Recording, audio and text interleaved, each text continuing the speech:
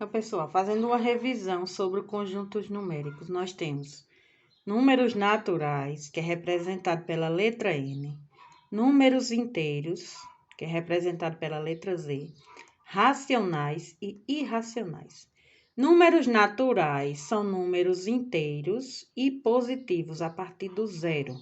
Então, 0, 1, 2, 3 até o infinito, desde que seja um número inteiro, exato e positivo. Números inteiros podem ser positivo ou negativo, desde que seja também um número exato. Aí eu pergunto, esse número pode vir representado em forma de fração? Sim, se for uma fração exata, é um número natural e também é inteiro se ela for positiva.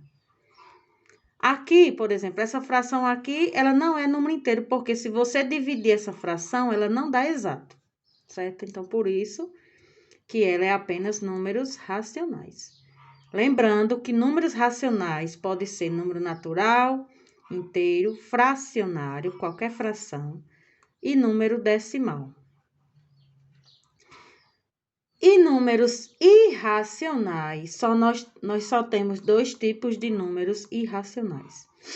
Quando ele vem representado dentro da raiz, que não tem raiz exata, como raiz quadrada de 3, ou quando ele vem representado em forma de dízima infinita e não periódica. O que quer dizer não periódica? Que o número não está se repetindo numa sequência.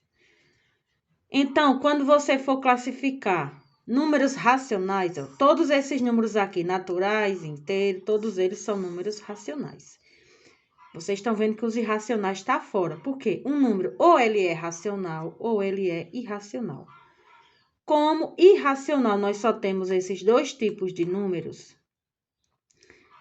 Então, quando você for identificar número racional, você identifica quais são os irracionais.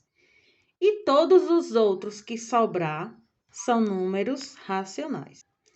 Como, por exemplo, aqui, eu coloquei vários números para identificar quais deles eram racionais. Então, como eu disse, é mais fácil identificar quem são os irracionais.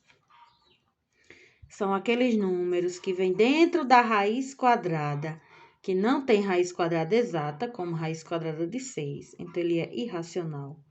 Ou aquela dízima infinita, lembre que tem que ser infinito, e não tem uma sequência de repetição de números, não se repetir numa sequência, então são irracionais. Aí vocês podem perguntar, por que que esse não é? Essa dízima também é infinita, mas só que nesse caso vocês estão observando que o 3 está se repetindo infinitamente. Pronto, identifiquei esses dois números como irracionais. Todos os outros que restou faz parte dos números racionais, que são representados pela letra Q. Coloquei aqui alguns números, menos 4, 3 quinto, menos 1 meio e 2,4. E quero saber quais desses números são inteiros. Inteiros aqui, nós só temos o menos 4. Desses números que estão aqui, naturais, nós não temos nenhum número natural. Racional, todos esses números aqui são números racionais. Racional que não seja inteiro, ou seja, para ser racional e não ser inteiro, não pode ser um número exato, ou seja, eu tiro o menos 4. Esses outros 3 que restou são números racionais não inteiros. Que esteja entre 0 e 1. Pronto, menos 4 não está entre 0 e 1. 2,4 também não está entre 0 e 1, porque é maior do que 2. Eu fico na dúvida entre essas duas frações. Mas se a gente observar essa fração aqui, ela é negativa. Ela não pode estar entre 0 e 1, porque entre 0 e 1 são números positivos.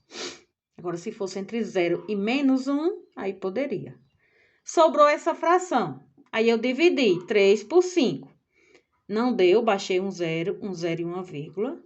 30 dividido por 5 deu 6, ou seja, 0,6 está entre 0 e 1. 0, qualquer número vai estar entre 0 e 1.